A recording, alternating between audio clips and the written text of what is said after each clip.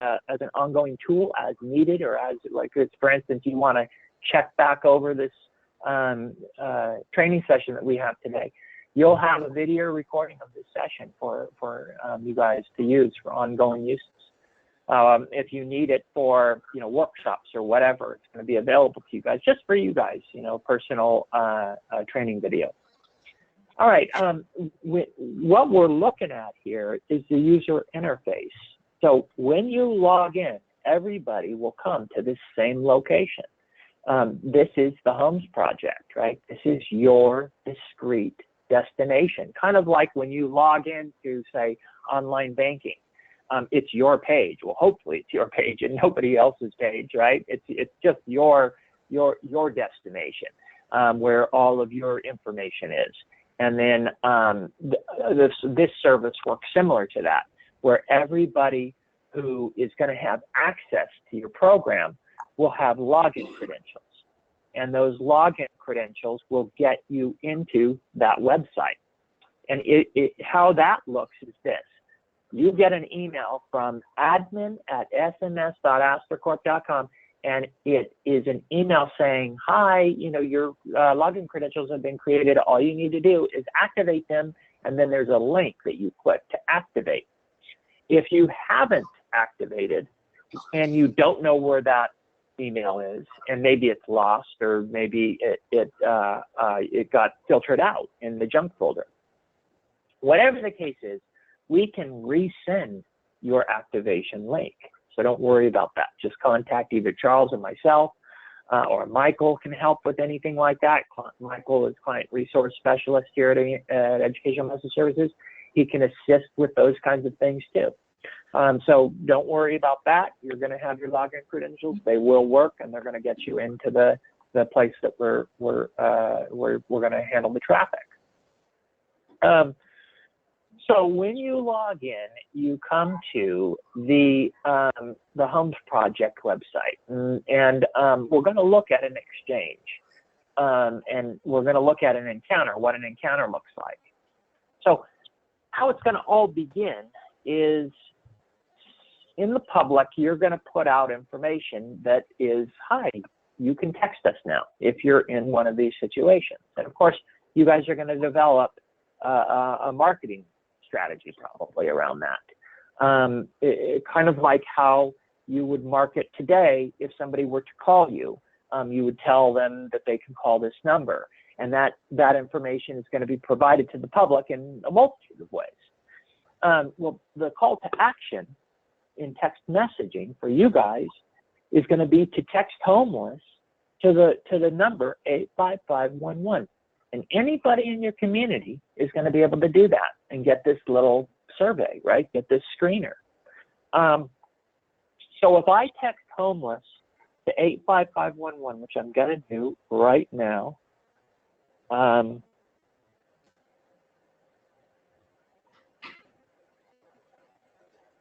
so all I'm doing is I'm pulling out my phone and I'm texting the keyword, the word homeless, and I'm sending it to the number 85511. So if you've had experience with texting, you know that you can text people and you text their full 10-digit number. Well, for this particular program and service, it's people texting in a short code. They're texting to a short code. Why do we use a short code? Because we guarantee coverage to everybody. You can also handle high volume. You can also send out group messages, and if somebody replies to your group message, everybody doesn't get that message, right? I mean, there's a lot of reasons why we use short codes. Short codes also ensure that the end user can opt out and cancel the messages if they don't want them anymore, which is very important. So complete coverage, scalability, and then also end user privacy protected as part of the service. So when somebody comes into the queue, so I get a message and it says here, hi, thanks for texting. Oops. Why did it do that? Oh, because I didn't opt out first. Okay. I was doing another demo to another service and before this, so sorry guys, one moment while I get this sorted. Okay, homeless. So Kim, you have your information on there? Yeah. The first one?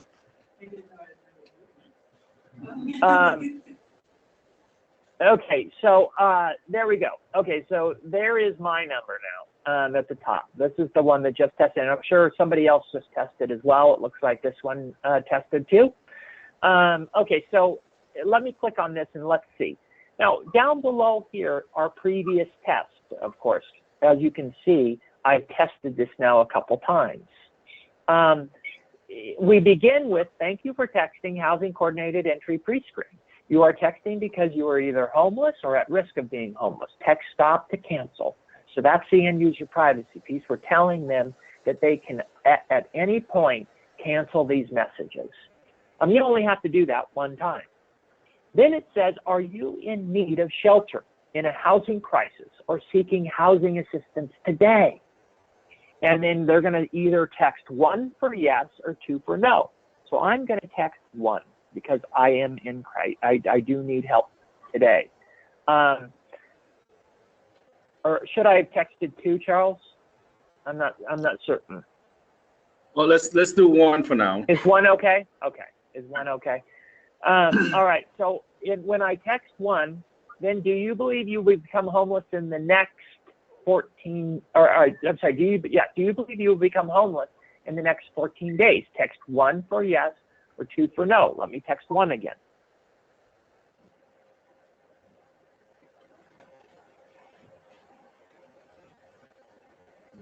Okay, and then, and remember, this is not, your work doesn't start yet. This is all the screening that happens automatically, and you know, is all part of the system and the setup. So this isn't, you're not making any of this happen. We're not going to involve you until after the screen completes. In what city are you currently homeless? Please text 1 for Duluth, or 2 for Iron Range, or 3 for another city. So I'm going to text 1 again. As you can see, it's very easy. The design of it is meant to be simple so that you don't have to struggle with it too much, right? It's easy to reply 1 rather than texting in the city name or the community or the region name or the county name. We're texting in 1 rather, you know, so it's easy to respond that way. Are you seeking housing due to concern for your safety or fear of violence or abuse from another person, partner staying with you? So I'm going to text no there. Now, I think if you text 1 there, you're routed to, or you're given a text for you to call 211 or call emergency services. I think there's a couple things you guys do if they're fearing for their safety in that way. So those referrals would be automatic, right? Those would be giving them referrals to another agency and out of your purview. You would have stats on that. And you would be able to see those encounters. It's just that they wouldn't need your attention because they're being routed to the proper agency to handle that.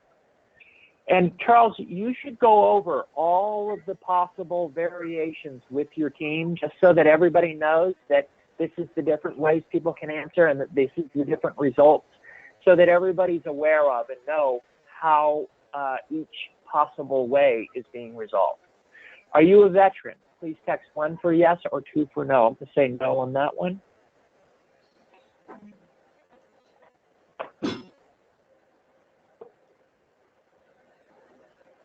And then the next question will pop up here. Are you under 25 years of age? Please text 1 for yes or 2 for no. I'm going to say no. 2 for no. Again, if I said 1, it would have a different result.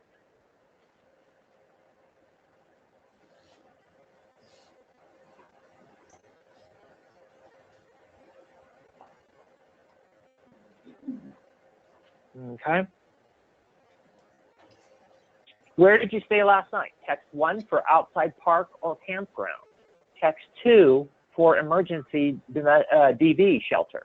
Text 3 for own house or trailer. Text 4 for shed or garage.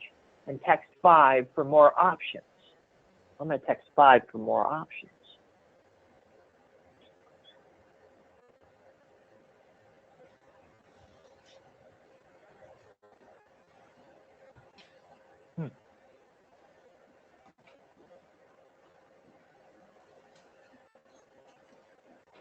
Where did you stay last night? Text 1 from motel, paid for by an agency, right? Maybe I went through 211 and they gave me a voucher.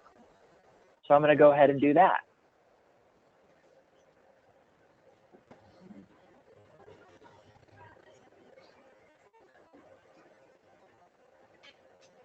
And as you can see, you know when these are happening, right? You know when somebody's in one of these screens because the screen is blinking.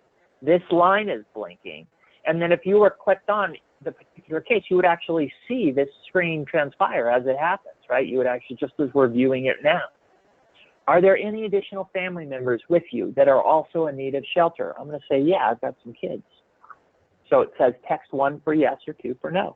Again, sticking with the using the number as what we're asking them to text.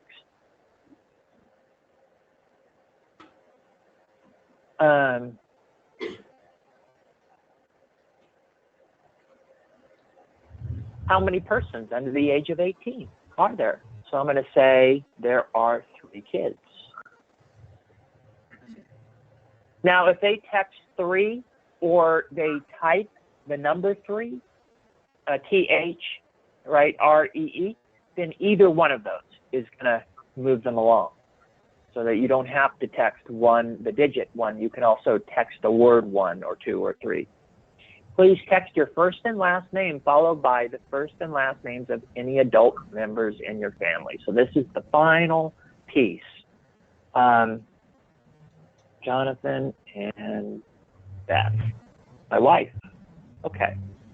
So I send that, and then we get a final message. I believe there's a final message.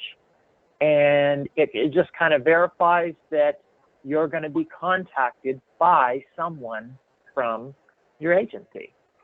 And this is where the shift, it will shift from the automated to now something that you guys would potentially handle. So the final message here says, thank you for the information. A representative will contact you with interview details. If it's an emergency and you feel you're in danger, please call 911. So again, you're covering yourselves. If somebody is fearing for their lives or they're in some sort of domestic violence, you're telling them right there again that, look, if we're not emergency services, you guys aren't emergency service, you're a program, right? You're a service that is going to help people hopefully change their status as homeless. And so, but you know that the population that is going to use your service might be an emergency. And so you're letting them know at every turn, you're telling them that this is what they need to do if they're in an emergency. And then if I'm going to now take this case or I'm going to respond to this case, it's right at the top of the queue. You can click new and you can see all new unanswered texts. So everything that hasn't been responded to or is in the queue that needs some sort of attention would be in the new column when you sort by and new. And then to respond to this client, I would just click open. And now what we would do, guys, is this would turn into what you decide you're going to put under your canned messages and then or hand typed. So this is where your interview process takes over because you have all that information on board. Now it's whatever steps you're now going to take with that client, and you can do so by calling them. I mean, I don't know what your protocol is going to be, or you can have a conversation with them. Over here under canned messages, under the admin tools, is canned responses. This is where you can have things like a survey that automated questions that you have at the ready to then send to a client.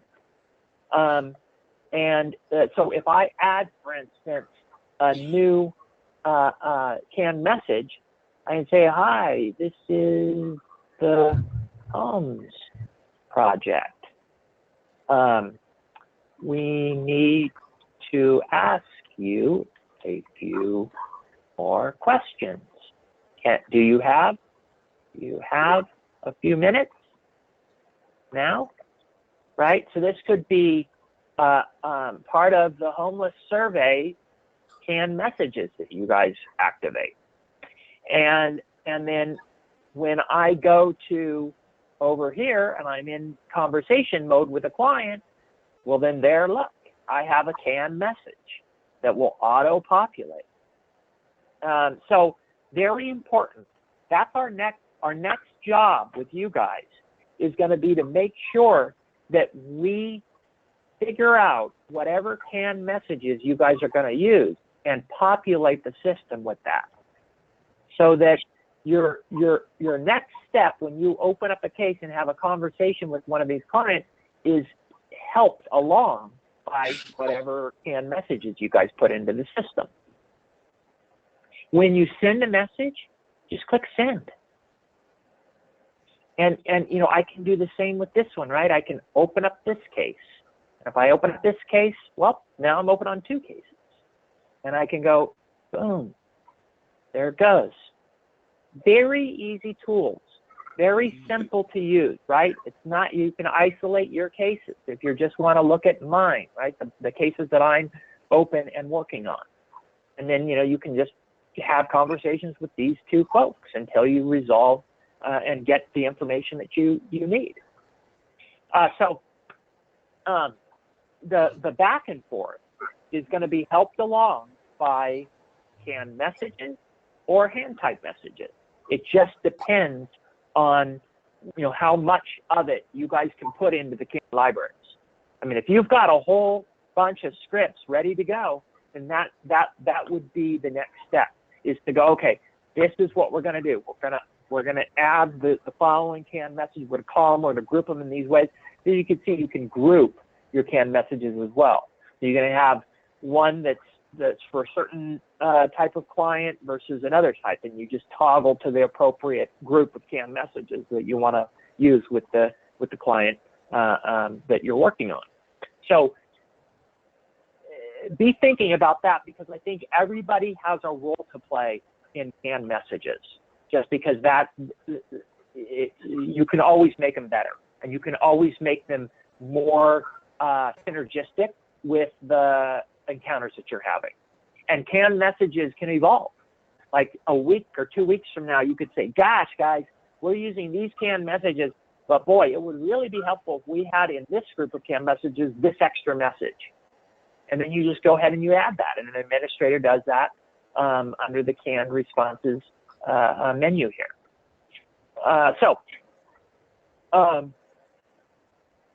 Look at that. So you've got all these canned that somebody already added a bunch. Now, why don't we see them? Because they haven't been activated yet.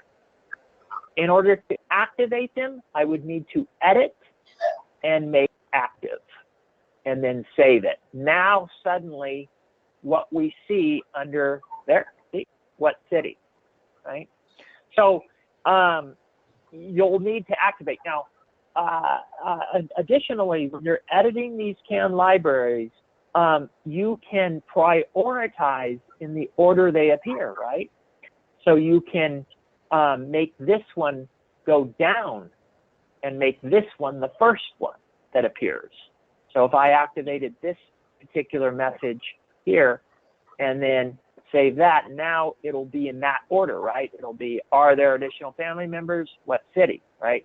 So I can manipulate the order they appear when you're having an encounter with a client. So please have a look at the canned libraries. Admins will be working on that with us. We'll be assisting you guys, and then you'll be working with admins also to offer your 2 cents on what should be there. Okay. Additionally, when you're having a conversation with a client, you have tools available to you on the right-hand side. So just as you've got these canned libraries, you've got information about the client that you're working on. So you can add, for instance, a name to that phone number. We know that that's Kim Randolph. So I can add that name. Did I spell that wrong? I bet I did. PH. Update. So now what we've got is when we scroll over that phone number, look, Kim Randolph, and it's also in the profile. So editing the profile is done just by clicking this little edit button. And then below that are notes. This is not the text box for sending text. This is the notes box for typing notes about the encounter. So if you have, if you find out information that's noteworthy, then you would enter the note, right? Received voucher from FEMA. I mean, just an example, right? You update that, and then that would appear in the notes section for the client that I'm working with. And then now what we're doing, and then you don't have to sign and date your notes. Those will automatically be signed and dated and time-stamped the moment you create it. And then also you've got data markers that you could be filling out. So admins will be determining what data markers are there, just as the canned messages are determined by administrators, what appear in those lists or those groups of canned messages. Data markers work the same way. If you're going to keep track of information related to the client phone number and their the client profile, then data markers is something you can add. And then if we find out, for instance, this is Duluth and we want to track that case in that way, we just update, and then now we've got County Duluth being tracked. And again, same way notes are saved and time-stamped by the author and the date and time it was entered, same rules apply to the data markers. Now, the one other thing I want to show you guys is if a client is in the middle of a survey, you're going to see that here, appear right here. So the homeless triage, you can assign to a client. So like, let's say a client texts you and they don't answer that first question, and 24 hours pass by. That survey would cancel. That would end. You can assign that survey again to that client, and it would just start over. It would ask them the same question again that it began with. So right under surveys and series is where you can actually assign the survey that we have, that screener. And if I were to assign it to this client, this is what it looks like. So each client, current homeless triage, now what I've done is I just started it from the beginning. And that this end user would get it from the start. Are you in need of a shot? So you always have the option, guys, to either cancel a survey that the screener that they're in, or assign the screener again if for any reason they fail to complete it the first time. And that's done just by selecting that and assigning it. And you can't assign it multiple times. So you can't double up on it and make a mistake that way. You can only be in this survey in one moment in time, and then either cancel it and start again, or assign it, you know, if it's already automatically canceled. The survey, that screener, cancels 24 hours. If they don't respond in 24-hour window of time in the way that you need them to respond, then the survey will automatically cancel and abort. So then you might want to reassign that survey again to that client. It just depends on what your protocols are there. But that's where you would assign the survey or cancel it if the person just is failing to answer the questions the way you need them to. You can always just cancel out And then if you cancel out, then you can have a conversation with them. And you might want to have under your canned messages the same questions that you're asking in the survey, so that in a pinch, you could actually survey them by hand, right? By selecting from the canned the canned messages and coax them through it that way if they fail to do it in the automated way. Okay. Surveys and are managed and visible right down there. Right now, this person, I canceled that one, so they wouldn't be able to complete it even if they texted in the response to the question. It's been canceled, so they're not going to get the remainder of the survey. Because I canceled it out before it was done. And you may have to do that with clients. I mean, you might have to do that if they simply aren't answering it the proper way. Then there's that option to exit out. The little red button is aborting it and manually canceling that survey. So real quick, John. Yeah. Do you guys have any questions for? Yeah, let's do some questions. Each store having to go through this, or is this going to be 211? That's a good question. Yeah, so that's a decision we need to make. 211 certainly can do some of this work, and what we're doing really is just making appointments. So when someone goes through that survey, what case managers need to do is check the Google Calendar and then send an appointment dates to that individual. Can you make this meeting at this time? If they can, then fine. The tool that most individuals might want to use as well too is sending out reminders. So the day before, you can program reminders for folks, and it's just going to go it's going to text individuals about 2 or 3 hours before the meetings. So those are the tools that might be really important for case managers. But we're asking that either 211 or individual agencies log in and then send out those reminders for folks. Because depending on when the texts are, I'm just thinking about like as a door, there's no way that I'm going to be able to access this all the time. Right. I'm at my office. Right. So, And we're gonna figure that out by cities. I mean, so the range will plan that, and with Duluth will plan how that's gonna work.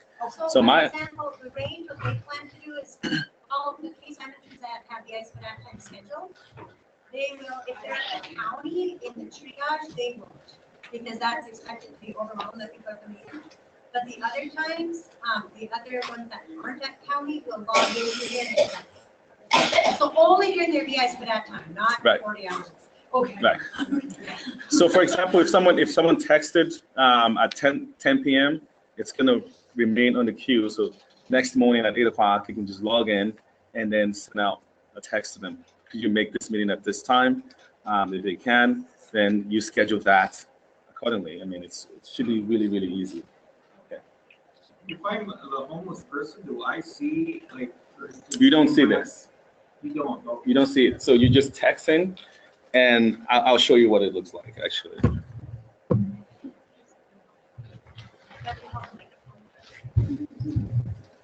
So yeah, you just get the content that's green.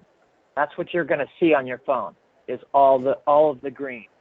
And of course, it's going to be in the text message framework that you have for your phone. It won't be, it probably won't be in green. It's just we use green for the application so that you know that the messages in green are from you and the messages in blue are from the client. Any more questions? So then who gets to see that column on? Case managers. Just case managers can log into the For our housing navigator. We have to log in and then send out push reminders or send out the schedule to folks. And then sending out the reminders, is it the same way, just up on top? Reminders, yeah.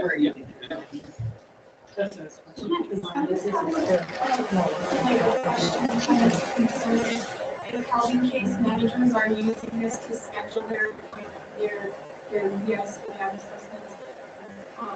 Because I thought the whole point of having this screening session was that 211 was collecting some type of data.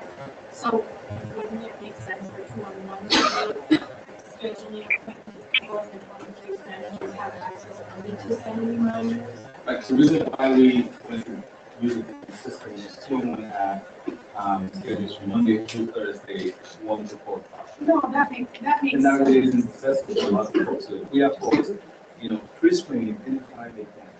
Yeah, so we'll be. Monday through Sunday. And we will be able to collect this data on here. On, yeah.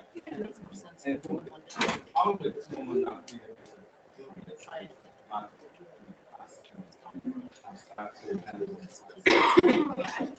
That was just a question is how is the pre-screen data getting to 211? Because that was, I know that was a concern. Not everybody that was students could actually come going through the 211 process. So this is the one, so this is just like 211. And we can get some data from this.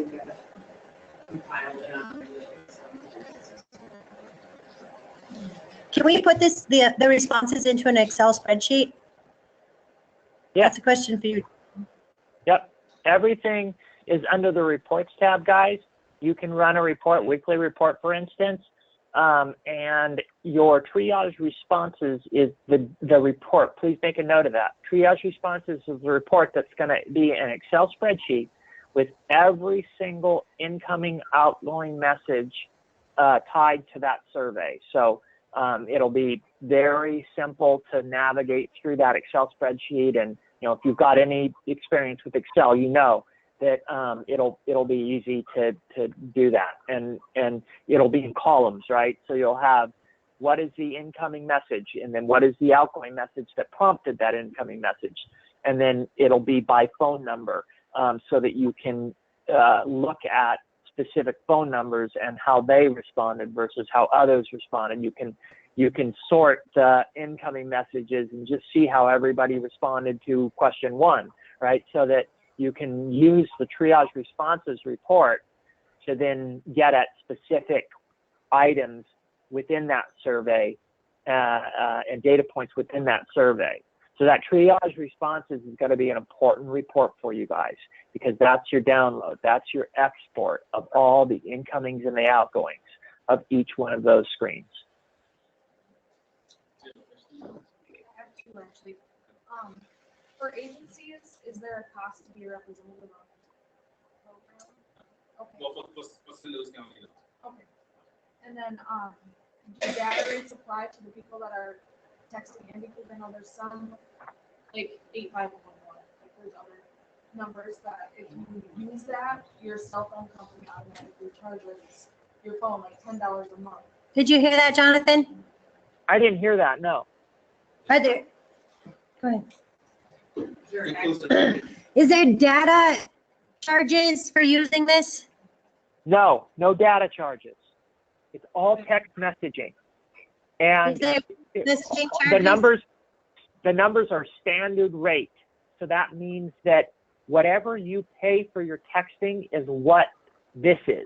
So if you have 5,000 text messages, then you send one text or use one text to text with this, then you would use up one text. Most people have unlimited texting now, so it's not an issue. But if somebody had 3,000 text messages, for instance, then it's standard rate. It means that you would use a text message for each message you send. You would use one of your text messages that you have available. So that's how that works. Excuse me? So it's one per response. If I say 1 or 2, that's considered a text message, correct? So, and Right. I don't know how, like, the individual carriers, I mean, the individual carriers count text messages differently depending on who your carrier is. But Right. It would be any message that you send out, I believe. I don't know if they count incomings and outgoings. I don't know. But if you have X number of messages, every time you send one message to the service, you're going to have, it'll take one of your messages away. So what we know is on a phone, if you run out of minutes, you don't run out of text. Right?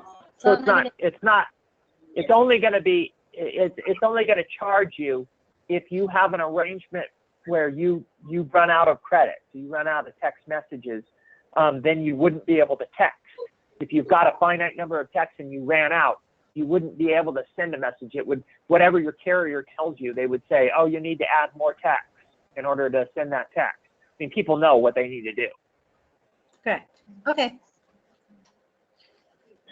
So I might be being kind of picky, but where it says, Can you read that? I just say, wow. but it talks about setting up an interview, and for me, that's a little like concerning of a word to use, just because a lot of the clients that I see get really confused because when you call something an interview, they like assume that it's like, oh, so if you're like, well, I'm homeless, I'm going to text this number, and then the number texts back and says, okay, you have an interview on this day at this place. Like, to some of the people I work with, that's like that's kind of a leading word. I'm just wondering if. We can change the assessment. Yeah. We can change the So they assessment. won't think they're getting housing on it. Right. That's. So you guys will need to decide if you want to use that word or a different word. It's up to you. And you can use multiple words, but remember, when you decide on whatever you're going to use, you want to probably stick with that because that's going to be how you market it too. So an interview, is that the word? No. Assessment, I mean, not interview. Everybody. Yeah, we don't want to assess like something of a parent or just. Okay, we want to change interview to housing assessment. I'll send out. Wait, say that again? We're changing interview to housing assessment. Oh, okay. Okay. Thanks. Yep. Get her done. No, not you. Sorry, I was just making a joke over here. I've got two questions. So, number one, you're putting a name on all the accounts for the person who texting feature to set up multiples for that, or like people that know the community. Then would, like, if you've already set up this for that for yourself, you set up this for that for your friend. Like, would there be a way to tell the difference? Using the same.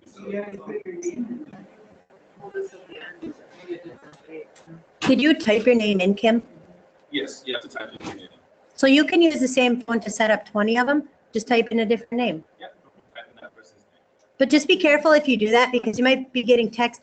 Like I've heard Deb Holman gets like her number is down for like everyone's assessments. So she's going to be getting like a million texts.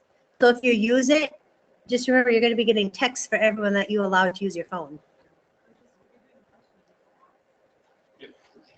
And then my second question, so if you make a mistake on it, can you immediately text homeless again to start assessing over, or do you have to text stop? You text stop and then restart. Any other questions? Thanks, Jonathan. Yeah, no problem. Charles will be in touch with you with changes we want to see. Okay, that sounds good to me. Thank you. Thank you. No problem. Thanks, guys. Have a good rest.